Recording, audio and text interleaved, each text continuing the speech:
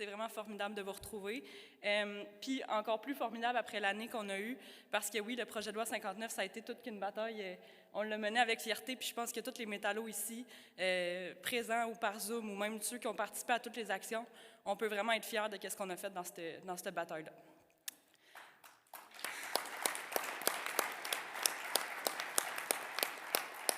Fait que ce qu'on va regarder ensemble ce matin, c'est les changements qui ont été apportés officiellement par le projet de loi 59 qui est devenu la loi 27. La loi 27, ça s'appelle comme ça parce que c'est le chapitre que les députés de l'Assemblée nationale ont voté la loi. Fait que je sais que ça porte à confusion. Le projet de loi 59, c'était le 59e projet de loi à être déposé par le gouvernement. Puis la loi 27, c'est le 27e chapitre des lois adoptées par le gouvernement. Fait que c'est pour ça qu'il y a eu un changement à ce niveau-là. J'ai appelé ma présentation « Ça a passé », mais c'est vraiment pas terminé pour une simple et bonne raison. C'est qu'il va falloir continuer à le faire, le combat. Et on va avoir plein de choses à faire, tant au niveau de nos négociations que de nos représentations politiques. Fait que je vous invite vraiment à être attentifs. Puis ma partie préférée de la présentation, ce ne sera pas ce que je vais vous dire, ça va être l'échange qu'on va pouvoir avoir après. Donc, je vous invite évidemment à prendre en note les points qui sont plus importants pour vous dans vos sections locales. Puis après ça, c'est sûr que ça va continuer d'orienter nos actions par rapport aux changements qu'on va voir dans nos milieux de travail. Donc, encore revenir sur la mobilisation qu'on a eue, ça a vraiment été exceptionnel. Donald en a parlé hier, mais ça a vraiment pas été facile, l'aspect politique des fois avec la FTQ, mais on a vraiment senti que tout le monde était derrière nous. Ça nous a vraiment donné un bon coup de pouce pour participer à la mobilisation. Dominique en a parlé aussi de l'importance de la base de la pyramide. Bien, on l'a vraiment senti avec les métallos, avec tout ce que vous avez fait dans vos sections locales, les rencontres de députés. Je vais passer vraiment rapidement, là, mais j'ai mis quelques moments qui ont été importants, là, entre autres la vigie de 59 heures devant l'Assemblée nationale, qui a été un grand moment. Toutes les manifestations qu'on a faites, le jour de deuil, le 28 avril. Donc, tout ça, ça a été des actions qui ont contribué à faire lever cette campagne-là, puis aussi à faire beaucoup de liens avec les organisations, soit d'autres syndicats, des organisations communautaires. Donc, ça a vraiment, vraiment été la pierre d'assise ou la base de tout ce qu'on a pu faire, tous les changements qu'on a pu avoir dans ce projet de loi-là, malgré évidemment qu'on n'a pas atterri où on aurait voulu atterrir. Donc, les grandes lignes, comme je vous disais, le projet de loi 59, c'est devenu la loi 27. On va survoler ensemble ce matin les grandes modifications qui vont rentrer en vigueur. Ça va se faire graduellement là, à partir du 6 octobre, donc déjà passé, jusqu'en 2024. Donc, il va y avoir vraiment des changements qui vont s'étaler sur plusieurs années. Juste une petite mention aussi que le texte final de la loi n'est pas encore disponible. Donc, ça se peut qu'il y ait des changements. Puis aussi, le PowerPoint va être déposé sur le site du syndicat des métallos, là, dans tous les documents avec l'annuel. Donc, si vous voulez vous y référer, n'hésitez pas. Je vous ai mis quelques liens, dont celui sur les dates d'entrée en vigueur de toutes les modifications. Donc, quelques rappels. Nos deux grandes lois au Québec en santé et sécurité, c'est la loi sur la santé et sécurité du travail qui a été adoptée en 1979. Ça, c'est la loi qui prévoit tout l'aspect prévention. La deuxième grande loi, c'est la loi sur les accidents du travail et les maladies professionnelles, qui, elle, date de 1985. Pour les gens du secteur fédéral, la loi sur la santé et sécurité du travail ne s'applique pas. Par contre, la loi sur les accidents du travail et maladies professionnelles, ça s'applique pour tout ce qui est indemnisation ou réparation des travailleurs, des lésions professionnelles que les travailleurs subissent, peu importe que vous soyez dans un milieu de travail de juridiction fédérale ou provinciale. Encore là, on se rappelle brièvement les statistiques. Là, on a en moyenne au Québec autour de 150 à 200 décès par année. Puis c'est surtout des maladies professionnelles qui sont indemnisées. C'est important à garder en tête parce qu'il y a eu beaucoup de modifications législatives par rapport aux maladies professionnelles dans le projet de loi 59. On a eu au-dessus de 100 000 réclamations acceptées, puis je l'ai mis en jaune parce qu'acceptées, on sait qu'il y a une sous-déclaration de nos lésions professionnelles année après année, entre autres parce que la CNESST se comporte de plus en plus comme un assureur et de moins en moins comme un régime public. Les grandes lignes de la réforme, on a 4 droits fondamentaux quand on parle de santé et sécurité du travail. On a le droit de refuser un travail dangereux. On a le droit de savoir les risques auxquels on s'expose dans nos milieux de travail. On a le droit de participer à l'identification des risques. Puis, on a aussi le droit d'être protégé contre les représailles ou les abus des employeurs. Donc, heureusement, dans le projet de loi, il n'y a pas eu d'attaque au niveau du droit de refus. Donc ça reste tel quel, le droit de refus, il n'y a pas eu de modification. Par contre, les grandes attaques qu'on a subies, c'est au niveau du droit de savoir puis de participer. Notre régime, il était vraiment basé sur le paritarisme. Ça veut dire que les employeurs puis les travailleurs, ils étaient tenus aux mêmes obligations ou à collaborer en vue de réduire les risques dans les milieux de travail. Ça, c'est vraiment les 2 points où il y a eu le plus d'attaques. Il y a eu une petite amélioration au niveau du droit d'être protégé contre les représailles. Je vous en parlerai plus en détail tantôt. Dans les droits de savoir puis de participer, la grande attaque, c'est le principe du multi-établissement. Ça va vouloir dire qu'au lieu de faire de la prévention milieu de travail par milieu de travail, les employeurs maintenant vont avoir le droit de faire de la prévention pour plusieurs établissements. Donc ça, c'est vraiment l'aspect qu'il faut contrer le plus. Par contre, malheureusement, dans la loi, ça se fait uniquement à la volonté de l'employeur. Donc, c'est l'employeur qui va décider s'il fait des mécanismes de prévention multi-établissements. Donc, je vais y revenir dans les pistes d'action par après, mais gardez en tête que c'est important, le principe multi-établissement, c'est ça l'attaque frontale qu'on a subie dans la loi 27. Aussi, dans la loi de 1979, qui était notre grande pierre d'assise, on avait des mécanismes de prévention qui étaient convenus, qui étaient prévus par la loi, puis dans des règlements avec, exemple, un nombre d'heures de libération pour les représentants en prévention, un nombre de rencontres du comité de santé et sécurité minimale par année. Bien, tout ça, c'est tassé. Puis maintenant, il va falloir s'en remettre à l'entente entre l'employeur et le syndicat. S'il n'y a pas d'entente, on va pouvoir faire un recours spécial devant le tribunal administratif du travail. Par contre, ça, on le sait dans nos milieux de travail où on a de la prévention qui se fait depuis 40, 50, 60 ans, ça peut fonctionner, mais pensez aussi aux personnes qui ne sont pas syndiquées. C'est vraiment plus difficile de faire valoir leurs droits déjà. Fait qu'en plus, il va falloir qu'ils aient une entente avec les employeurs pour leur mécanisme de prévention. Donc ça, c'est vraiment grave comme recul, qu'est-ce qu'on a subi. Dans le droit de participer aussi, il y avait un grand pouvoir qui était important, c'était que le comité de santé et sécurité, il approuvait beaucoup de décisions, entre autres le programme de prévention. Bien ça, le programme de prévention, maintenant, ça va être uniquement l'employeur qui va l'adopter. Le comité va pouvoir faire des recommandations, mais il n'y aura plus de pouvoir d'approbation. Donc ça va être un autre point important aussi à conventionner, puis à garder en tête pour vos négociations. Aussi, il y avait par rapport aux médecins chargés de la santé au travail qui étaient nommés paritairement, donc conjointement par les représentants de l'employeur et des travailleurs qui siégeaient au comité. Bien là, c'est l'employeur seul qui va nommer le médecin. Quelque chose de vraiment grave aussi, c'est que le registre des contaminants et des matières dangereuses qui était communiqué au comité de santé et sécurité, ça ne sera plus obligatoire pour l'employeur de le communiquer, ce registre-là. Il y a aussi l'ajout de la possibilité d'avoir des examens de santé pré-embauche et en cours d'emploi, ce qui n'était pas prévu par la loi avant non plus.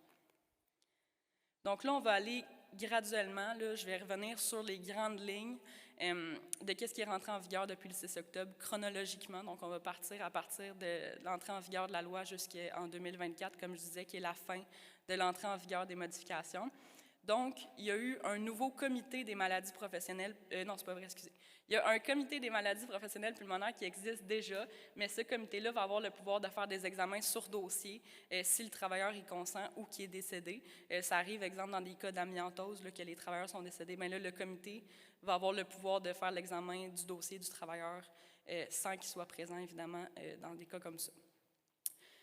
Pour les réclamations tardives, à partir du dépôt de la réclamation, si le travailleur a eu le diagnostic il y a plus de 3 ans, il n'y aura plus de rétroactivité. Donc, les droits aux indemnités ou les droits aux soins de santé, ça va commencer au moment du dépôt de la réclamation.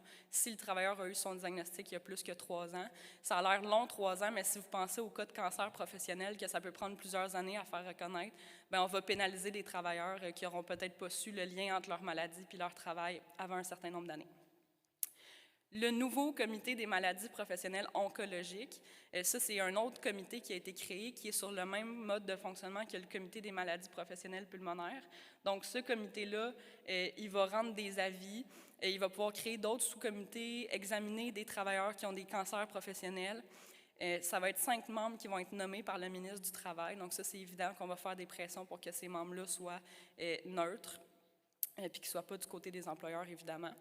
Eux peuvent commencer à travailler 60 jours après le 6 octobre 2021. Donc, il y a déjà des démarches qui sont faites pour nommer ces membres-là puis mettre sur pied les comités.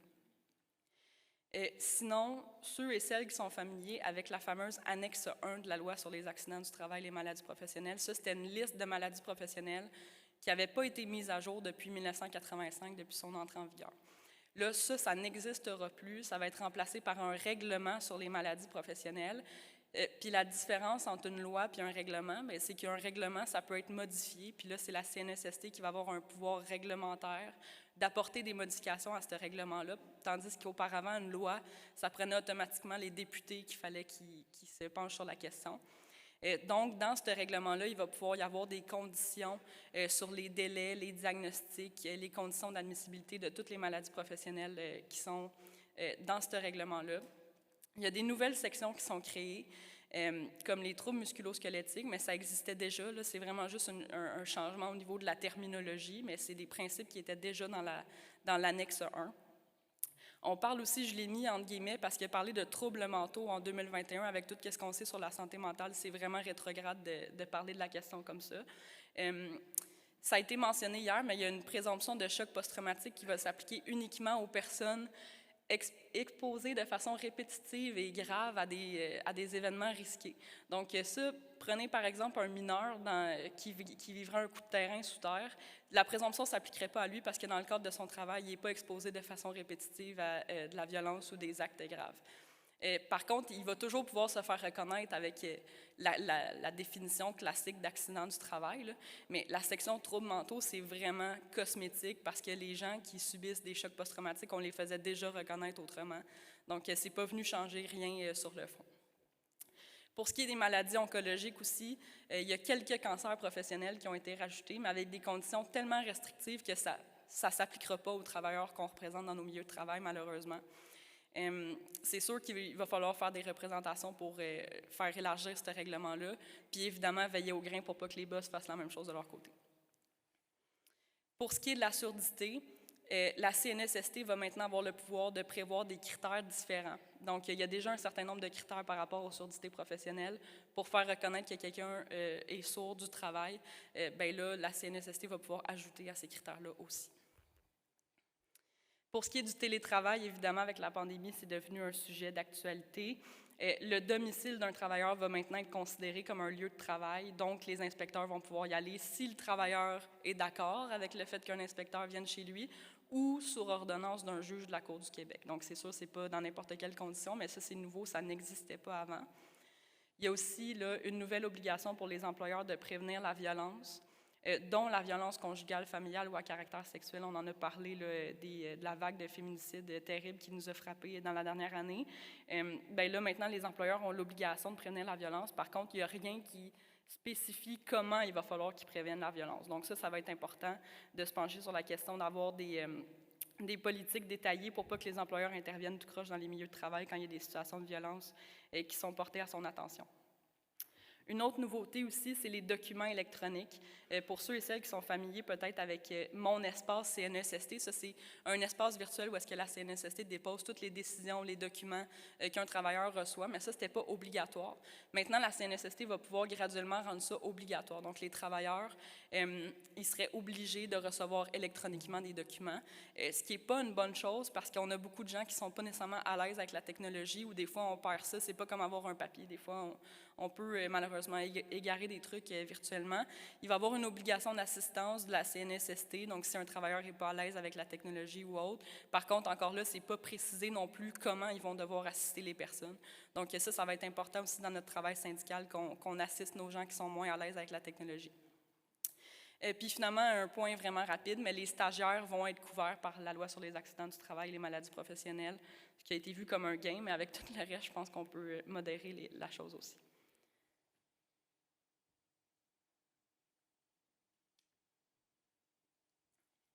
J'ai pris une gorgée d'eau parce que là, c'est le gros bout qui s'en vient.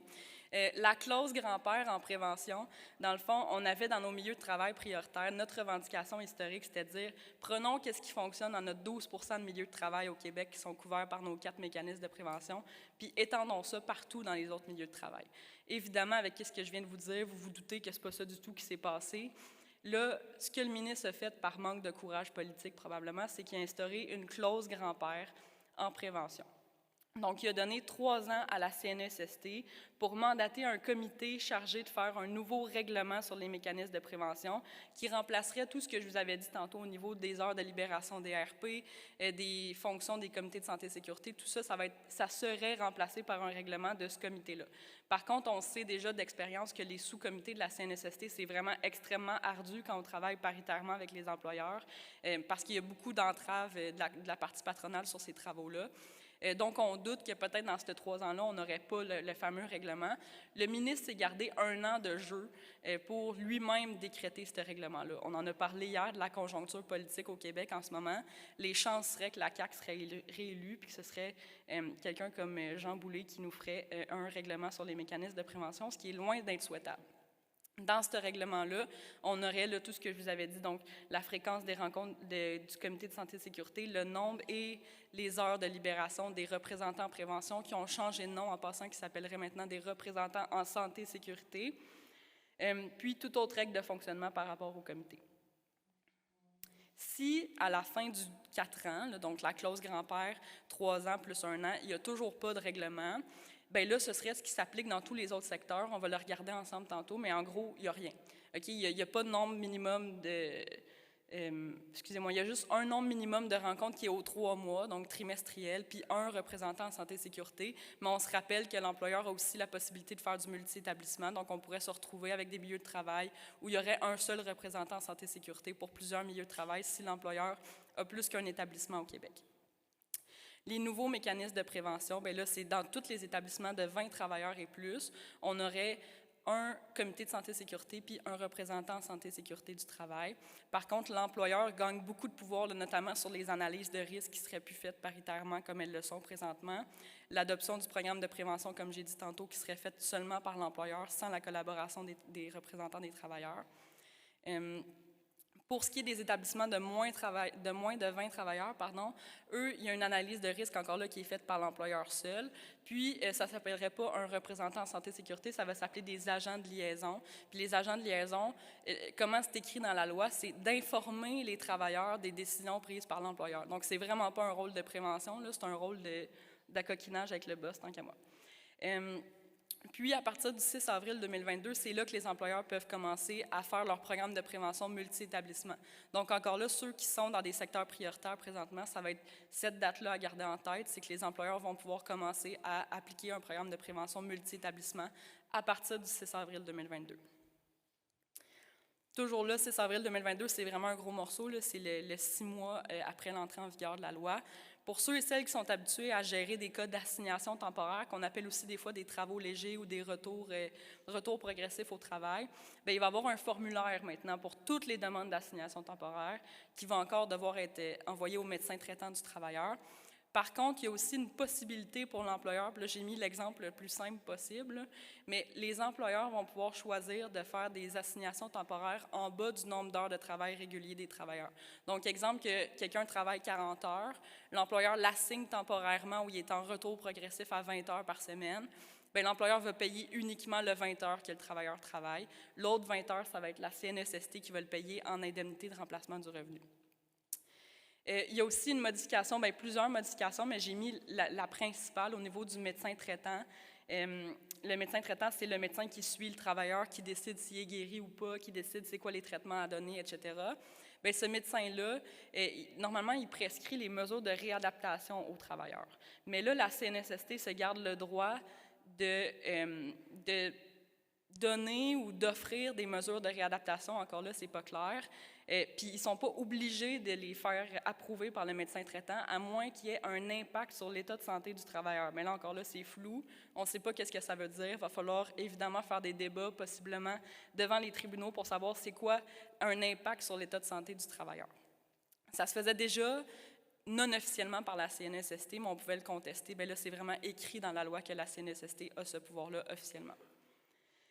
L'obligation d'accommodement, ça vient d'une décision de la Cour suprême qui m'est très chère, l'arrêt Caron. C'est vraiment complexe, mais ça vient jouer vraiment dans les droits fondamentaux des travailleurs travailleuses du Québec. Puis ça, ce que ça dit essentiellement, c'est qu'un employeur ne peut pas se débarrasser de quelqu'un parce qu'il n'est plus capable de faire sa job. Il faut qu'il le reprenne puis qu'il l'accommode. Okay? Ça, c'est les grandes lignes de l'arrêt Caron, c'est ça.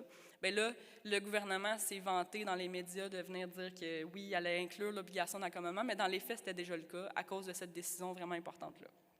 Là, ce qui est écrit dans la loi, puis ça aussi, il va falloir être vraiment attentif syndicalement, c'est que le processus de retour au travail se fait avec la CNESST, l'employeur et le travailleur, pas le syndicat, le travailleur. Donc, quand on est dans des milieux de travail où ça peut avoir des impacts sur la convention collective ou autrement, l'employeur n'est pas obligé d'inclure le syndicat aux démarches d'accommodement du travailleur. Donc, ça va être vraiment important de rester attentif à ça puis d'accompagner nos travailleurs qui font des retours au travail après une lésion professionnelle pour que l'employeur respecte vraiment son obligation d'accommodement puis qu'il ne fasse pas juste s'en laver les mains puis retourner des gens chez eux blessés puis avec des limitations. Le fameux bureau d'évaluation médicale, ça, c'est un arbitrage médical qui tranche entre le médecin du travailleur et le médecin de l'employeur ou de la CNESST. Bien, quand le bureau d'évaluation médicale va décider si une personne est consolidée, puis par consolidée, ça ne veut pas dire guérie. Hein. Consolidée, ça veut dire que la personne s'est stabilisée assez pour qu'on détermine si elle a des séquelles puis des limitations de son accident. Bien, quand le bureau d'évaluation médicale va se prononcer sur cette date-là de consolidation, il va aussi être obligé de se prononcer sur l'atteinte permanente et les limitations fonctionnelles. Ça peut avoir des impacts sur les indemnités que les travailleurs reçoivent, entre autres. Donc ça va être un autre point sur lequel il va falloir rester très attentif. On avait aussi quelque chose qu'on appelait l'année de recherche d'emploi. Donc ça, c'était quand quelqu'un avait des limitations qui l'empêchaient de reprendre son travail. Il y avait 1 an pour se replacer. En simplifier le plus la chose, il y avait 1 an d'indemnité de la CNSST pour se retrouver un autre travail qui lui convenait. Bien là, cette année-là, elle va être soumise ou il va y avoir une obligation pour les travailleurs de participer à des services de soutien à la recherche d'emploi. Pour ceux et celles qui sont familiers avec l'assurance emploi, là, ça ressemble en gros à combien de CV tu as envoyé cette semaine, combien d'entrevues tu as faites, qu'est-ce qu'on peut faire pour t'aider, sinon on va couper tes indemnités. Donc, il y a une obligation maintenant pour les travailleurs de participer à ce service-là, sinon ils vont couper les indemnités. Quand je dis ils, c'est la CNSST qui vont couper les indemnités. Finalement, un autre point qui est, quant à moi, vraiment choquant, c'est que les travailleurs de plus de 55 ou 60 ans, avant, on disait, écoutez, on comprend la réalité des travailleurs plus âgés, c'est pas nécessairement évident de se replacer sur le marché du travail quand tu as des limitations fonctionnelles. On va payer les indemnités jusqu'à 65 ans, puis ensuite avec des réductions à chaque année jusqu'à 68 ans de 25 %. Bien là, ces travailleurs-là, ils n'auront plus droit aux indemnités de remplacement de revenus s'ils ne peuvent pas reprendre leur emploi ou un emploi convenable, alors qu'avant, c'était automatique. Bien là, il y a des conditions qui ont été ajoutées pour le droit aux indemnités de ces travailleurs-là. Une autre nouveauté aussi qui n'existait pas avant, les protocoles de retrait préventif pour les travailleuses enceintes ou qui allaitent. Avant, c'était vraiment le médecin traitant de la travailleuse qui disait « il y a un risque pour cette travailleuse-là, elle ne peut pas être réaffectée, je la retire de son milieu de travail ». Puis la femme enceinte ou qui allait recevait des indemnités de la CNESST.